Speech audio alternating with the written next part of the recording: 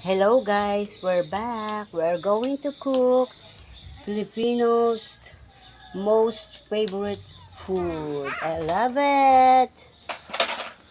Okay. Siyempre, gagawa po tayo ng unang gata. Anong gata? Yan.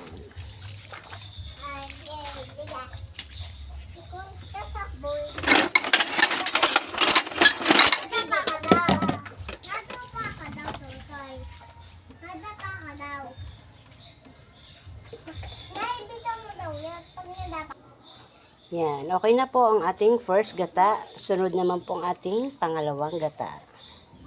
Yan. Ready na po ang ating second gata. Hintayin lang natin siyang kumulo at ilalagay na natin ang ating mga ingredients. Siyempre, takpan natin. Okay, kumukulo na siya guys. Ilalagay natin ang ating kamote.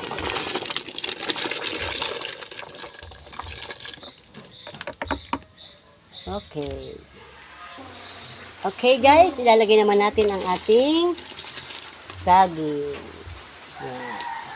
Okay, haluin lang natin siya. Siguro tataka kayo ngayon lang ulit ako nag-vlog ano. Nagising busy lang inyong money. Napakasarap nito ngayon tagulan. Yum, yum, yum. Native na native tayo guys. Dito natin siya niluluto sa kahoy para masarap. At matipid syempre. Yan, nakulo na siya guys. Ilalagay na natin ang ating unang gata. Usually guys, maganda talaga ang unang gata kasi ito ay pampalapot. Yan. Pagkulo niya guys, lalagyan na natin siya ng asukal. Okay. Lutuin lang natin siya ng mga 15 to 20 minutes. Yan. Okay na siya. Kumukulo na siya guys. Lalagyan na natin ng asukal.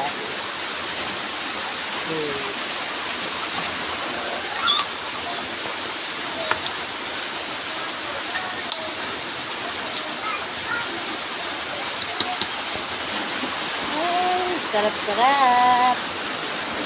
Tamang-tama sa maulang panahon.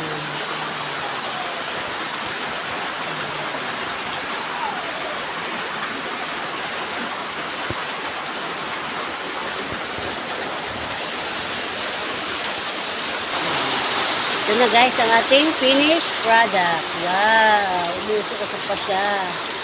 Okay, bye-bye. Don't forget to like, share, and subscribe my YouTube channel.